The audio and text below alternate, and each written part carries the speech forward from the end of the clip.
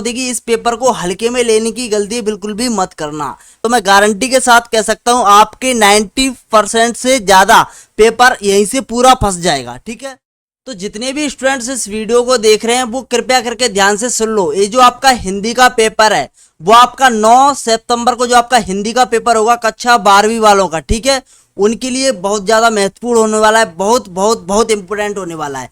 बस आप इस पेपर को बिल्कुल छोड़ने की गलती बिल्कुल भी मत कर देना। ठीक है, देखिए इस वीडियो में हम इस पेपर का पूरा सॉल्यूशन आपको करवाएंगे और ध्यान रहे इस पेपर को आपको तैयार करके जरूर जाना है। और देखिए इस पेपर को हल्के में लेने की गलती बिल्कुल भी मत करना। मैं आपसे फिर कह रहा हूं हल्के में लेने की गलती बिल्कुल मत करना। ठीक है, हम जो वायरल पेपर प्रोवाइड करवाते हैं उनसे आपका 101% चांस होते हैं पेपर में फंसने के। ठीक है, तो देखिए इसमें पहला है अपना सही विकल्प का चयन करके आपको लिखना है। तो 6 नंबर के टोटल पूछे गए हैं। तो पहला इसमें सवाल है बच्चों, दिन जल्दी जल्दी ढलता है, कविता में कवि हताश व दुखी क्यों है? बताइए, कवि जो है हताश और दुखी क्यों है? आर्थिक हानि के कारण, या फिर अपराध के कारण, या फिर परिवार से बिछुड़ने के कारण? तो इसका जो राइट आंसर हो जाएगा बच्चों, परिवार से बिछुड़ने के कारण कवि जो है हताश है, वह दुखी है। ठीक है, अगला प्रश्न देखते हैं, किस रस को रसराज कहा जाता है? तो करुण रस को, श्रृंगार रस को, वात्सल्य को, भक्ति को? तो इसका जो राइट आंसर हो जाएगा वो हो जाएगा श्रृंगार। श्रृंगार रस को रसों का राजा कहा जाता है। रसों का राजा किसे कहा जाता है बच्चों? रसों का राजा कहा जाता है श्रृंगार रस को, इसीलिए इसे रसराज भी कहते हैं। ठीक है, अगला प्रश्न है, बाजार का जादू चढ़ने का अर्थ क्या है? बाजार का जादू, जैसे अपन बाजार जाते हैं तो वहाँ की जो चीजें होती हैं वो अपन को क्या करती हैं? आकर्षित करती हैं। यानी वहाँ की जो वस्तुएं होती हैं वो क्या करती हैं? आकर्षित करती हैं। यानी बाजार का जादू चढ़ने का अर्थ है आकर्षक वस्तुएं। इसका ऑप्शन है, इसका राइट आंसर हो जाएगा। अगला है, इस पेपर को आपसे रिक्वेस्ट है इस वीडियो को ज्यादा से ज्यादा शेयर भी कर देना, ताकि मतलब ज्यादा से ज्यादा स्टूडेंट्स तक ये वीडियो पहुंच जाए। आपसे निवेदन, हर एक स्टूडेंट्स लगभग अपने 5 दोस्तों को जरूर शेयर करेगा। ठीक है, तभी हम आपके लिए सेट बी लेकर आएंगे, सेट बी और सेट सी और डी। तो इस वीडियो को आप शेयर जरूर करें। ठीक है, और अगर आप किसी और सब्जेक्ट के सेट चाहते हो तो वो भी हमें कमेंट में बताएं। अब देखिए अगला प्रश्न है, वे विभिन्न शब्द जिनका स्रोत संस्कृत नहीं है भारत में ग्राम क्षेत्रों अथवा जनजातियों में बोली जाने वाली विभिन्न भाषा परिवारों के हैं, क्या कहलाते हैं? तो वे शब्द कहलाते हैं अपने क्षेत्रीय शब्द बच्चों कहलाते हैं। क्या कहलाते हैं? जो क्षेत्रीय विशेष में बोले जाते हैं वो क्षेत्रीय शब्द कहलाते हैं। ठीक है, अब देखिए यशोधर बाबू अपना आदर्श किसे मानते थे? तो कृष्णदा को जो है यशोधर बाबू क्या मानते थे? अपना आदर्श। रट लो, मोस्ट इंपोर्टेंट है, कृष्णदा को जो यशोधर बाबू थे वो अपना आइडियल मानते थे, आदर्श मानते थे। टीवी पर प्रसारित खबरों सबसे महत्वपूर्ण क्या है?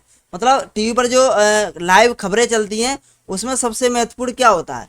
तो उसमें सबसे महत्वपूर्ण होता है बच्चों, विजुअल भी इंपॉर्टेंट होता है, बाइट भी इंपॉर्टेंट होती है और नेट भी इंपॉर्टेंट होता है। यानी इसमें सभी जो है महत्वपूर्ण होना आवश्यक है। तो इसमें क्या हो जाएगा? उपयुक्त सभी हो जाएगा। ठीक है बच्चों, अब अपन देख लेते हैं रिक्त स्थान। तो रिक्त स्थान में अपना शब्द का अपन को चयन करना, इसमें 2 शब्द दिए गए जिसमें से आपको एक चुनना है। तो भक्ति काल की प्रेम शाखा के प्रमुख कवि कौन है? बताइए, प्रेम मार्गी शाखा के कौन कवि हैं? तो जो देखो ज्ञान मार्गी शाखा के कवि कबीर जी हैं।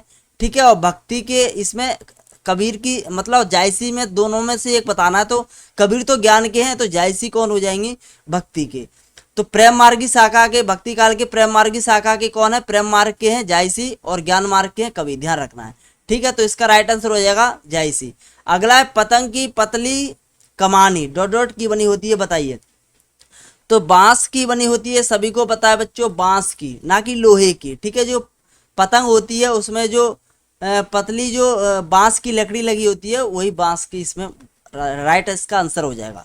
अगला अपना 22 से 26 मात्रा वाले शब्द को क्या कहा जाता है? तो बताइए बच्चों, 22 से जिन छंदों में 22 से 26 मात्राएं होती हैं उनको क्या कहते हैं? तो वो अपने छंद कहलाते हैं सवैया छंद। क्या कहलाते हैं? सवैया छंद। और भक्तिन का कद छोटा या फिर बड़ा कैसा था? बताइए। तो भक्तिन का कद था बच्चों छोटा, इसमें आपको छोटा भर लेना है। हलदर साहब अब नहीं समझ पाए, वाक्य में भी डॉट डॉट क्या है? शब्द है, निपात शब्द है या फिर यौगिक है? बताइए। तो इसमें जो है निपात शब्द है। ठीक है, कौन सा शब्द है इसमें? ये निपात शब्द है। ठीक है, अगला अपन देख लेते हैं, यौगिक जो होता है वो मतलब एक शब्द से दूसरा शब्द जुड़ा होता है तो वो यौगिक कहलाता है। ठीक है, अब देखिए अगला है अपना, यशोधर बाबू ने दफ्तर से लौटते हुए रोज, इनको आप रट लो, ठीक है। रोज कहाँ जाते थे? बिड़ला मंदिर या फिर साईं मंदिर। तो इसका राइट आंसर हो जाएगा बिड़ला मंदिर जाते थे, ठीक है। बिड़ला मंदिर जाने की रीति अपनाई। संपादकीय को डॉट डॉट की आवाज माना जाता है, तो जनता की या फिर आम जनता की या फिर अखबार की। तो राइट आंसर हो जाएगा जो संपादकीय होता है वो अखबार की आवाज माना जाता है। किसकी? अखबार की, ठीक है। जो संपादकीय होता है उसको अखबार की आवाज माना जाता है। अब अपन अगला देख लेते हैं सही जोड़ी। तो सही जोड़ी में अपन देखते हैं आत्म परिचय। तो आत्म परिचय सभी को पता है, हरिवंश राय बच्चन। महाकाव्य, महाकाव्य का मतलब क्या हो जाएगा बताइए? महाकाव्य का मतलब होता है पूर्वापर संबंध। पूर्वापर संबंध लिख लो, या फिर वाक्य का संपूर्ण जिसमें चित्रण होता है वो। देखो पहले आप इनको मिला लो, मतलब जिससे आपको पता चल जाएगा। जैसे जेठ का पुत्र होता है जेठौत, ठीक है। अर्थ के आधार पे वाक्य कितने प्रकार के होते हैं? अर्थ के आधार पे होते हैं अपने 8 प्रकार के वाक्य होते हैं, ठीक है। रचना के आधार पे 3 प्रकार के होते हैं। सिल्वर बेंडिंग इसका हो जाएगा अपना मनोहर श्याम जोशी हो जाएगा, ठीक है इसके। और मुद्रित माध्यम की विशेषता क्या है? तो मुद्रित माध्यम की जो विशेषता है वो हो जाएगा अपना शब्दों का स्थायित्व, ठीक है। राइट आंसर इसका हो जाएगा अपना महाकाव्य से अपन कर दो पूर्वापर संबंध। पूर्वापर का मतलब होता है बच्चों, पूर्वापर का मतलब होता है, या फिर इसे अपन कह सकते हैं वाक्य का संपूर्ण स्वरूप। वाक्य का संपूर्ण स्वरूप, तो जो संपूर्ण जो वर्णन है वो महाकाव्य में किया जाता है वैसे, ठीक है। तो चलिए अब अपन देख लेते हैं एक शब्द में उत्तर, ठीक है। एक वाक्य में उत्तर, जिसमें अपना पहला है कविता की उड़ान कौन नहीं जानता। तो कविता की उड़ान चिड़िया क्या जाने, आपने पढ़ा होगा इस प्रकार से। चिड़िया हो जाएगा इसका राइट आंसर, चिड़िया, ठीक है। ये चिड़िया है, ठीक है, चिड़िया। अब अगला है अपना जहां काव्य की शोभा वृद्धि का आधार शब्द हो वहां कौन सा अलंकार होता है बताइए? तो वहां होता है अपना शब्दालंकार। जहां शब्द की बात की जाए, शब्द के आधार पे उसकी काव्य की शोभा बढ़ाई जाए तो शब्दालंकार हो जाएगा, शब्दालंकार, ठीक है। शब्दालंकार इसका राइट आंसर हो जाएगा बच्चों, ठीक है। अब अपन देख लेते हैं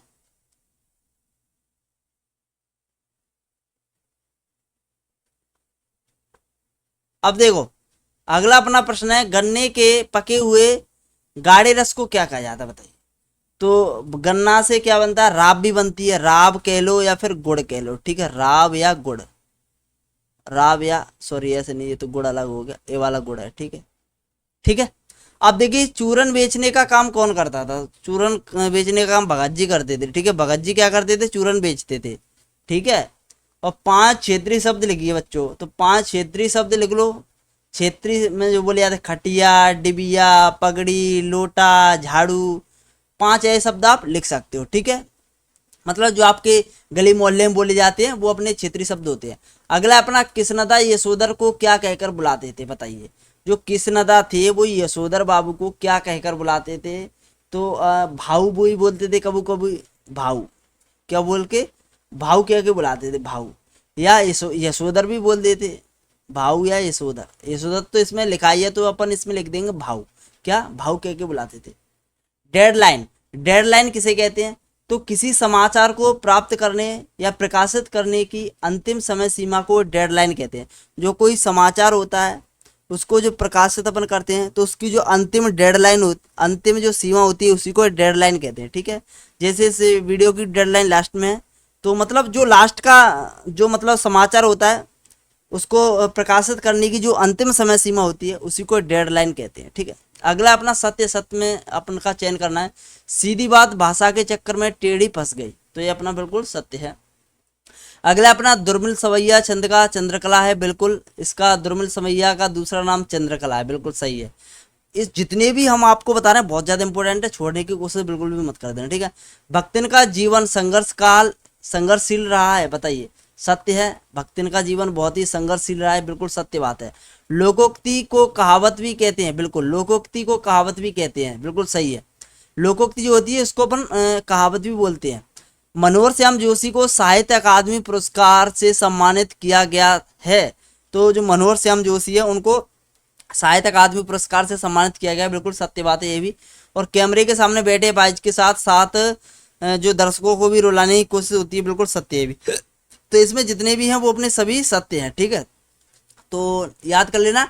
और देखिए इसमें छठवां प्रश्न क्या है, इसको आपको तैयार कर लेना। नई कविता की दो विशेषताएं, दो कवियों के नाम, प्रयोगवादी कविता की विशेषताएं दो। ठीक है, और देखिए अगर आपके पास इनके आंसर नहीं है ना, तो आप प्लीज आप कमेंट में बता देना, हम इनके प्रश्न क्रमांक 6 से लेके जितने भी हैं उनके भी आंसर हम आपको प्रोवाइड करवा देंगे। इसने शुरुआत से क्या आशा है, बच्चे किस बात की आशा में नीड़ों से जाग रहे हैं। अगर आपके पास इनके आंसर नहीं है तो प्लीज आप कमेंट में बताएं, और इस वीडियो पर 100 लाइक का टारगेट पूरा करें। जल्दी से जल्दी इस वीडियो को शेयर करें, 100 लाइक का टारगेट जल्दी से जल्दी पूरा होगा, इसके बाद हम आपके लिए पूरा सोल्यूशन लेकर आएंगे और जो भी बचा है। ठीक है, दो महाकाव्य और रचनाकारों के नाम, दो खंड काव्य और रचनाकारों के नाम बहुत ज्यादा इंपॉर्टेंट है। विरोधाभास अलंकार, व्यतिरेक अलंकार मोस्ट इंपोर्टेंट है। गद्य विधाओं की प्रमुख गौड़ विधाओं में वर्गीकृत करके लिखिए। और निबंध किसे कहते हैं, किन्हीं दो निबंधकारों के नाम, उनके दो निबंधों के नाम। लगान न चुकाने पर जमींदार ने भक्तन को क्या सजा दी, बाजार का जादू क्या हुआ, कैसे काम करता है, लोकोक्ति, मुहावरे, मंत्र, तकनीकी शब्द किसे कहते हैं, उदाहरण। जितने भी प्रश्न है बहुत ज्यादा त्रैमासिक के एग्जाम के लिए तो इंपॉर्टेंट है ही, साथ ही आपके बोर्ड एग्जाम के लिए भी इंपॉर्टेंट है बच्चों। इसीलिए प्लीज आपसे रिक्वेस्ट है, बहुत ज्यादा रिक्वेस्ट है, प्लीज आप छोड़ना मत, आपसे निवेदन है। ठीक है, इन पेपर को जितने भी प्रश्न आप तैयार करके जाओ। शब्द शक्ति के बारे में उदाहरण से समझाइए। यशोधर बाबू की चरित्र की दो विशेषता लिखिए और जूझ कहानी के प्रमुख पात्र की दो विशेषता लिखिए। 2-2 नंबर के अच्छे प्रश्न है। एक अच्छे लेखन के लिए ध्यान देने के लिए कौन कौन सी बातें इंपॉर्टेंट है। पत्रकारी लेखन के बारे में कुछ आपको लिखना है टिप्पणी। इसमें आपका हरिवंश राय बच्चन का कवि परिचय और रघुवीर साय का कवि परिचय दोनों ही आपको तैयार कर लेना। दो रचना कलापद साहित्य में स्थान। और निम्न बिंदुओं के आधार पर माधवी वर्मा और जैनेन्द्र कुमार का साहित्यिक परिचय आपको लिखना है। दो रचनाएं लिखनी है, भाषा शैली लिखनी है, साहित्य में स्थान लिखना है। और सोटा छंद की परिभाषा आपको लिखनी नहीं, मोस्ट इंपोर्टेंट है। उदाहरण सहित लिखना है। सवैया छंद भी आपका मोस्ट इंपोर्टेंट है। ठीक है, अब इसके अपडेट गद्यांश है, पद्यांश को पढ़कर इसमें बहुत ही सिंपल है, तो आपको लिख लो। इसका शीर्षक लिखना है, हिंदी भाषा अब तक क्या नहीं कह पा रही है, पूरा आप पढ़ के आराम से सॉल्व कर लोगे। अगर आपको यह आगे सॉल्व नहीं कर पा रहे हो तो प्लीज आप कमेंट में बता देना, हम पूरा पेपर ही आपको सॉल्व करवा देंगे नेक्स्ट वीडियो में, क्योंकि ये वीडियो अब बहुत लंबी हो जाएगी, इस वजह से हम नेक्स्ट वीडियो लेकर आएंगे। ठीक है, मैं जगजीवन का भार लिए फिरता हूँ, फिर भी जीवन में प्यार लिए फिरता हूँ, कर दिया किसी ने झंझट जिनको छूकर, मैं सांसों के दो तार लिए फिरता हूँ।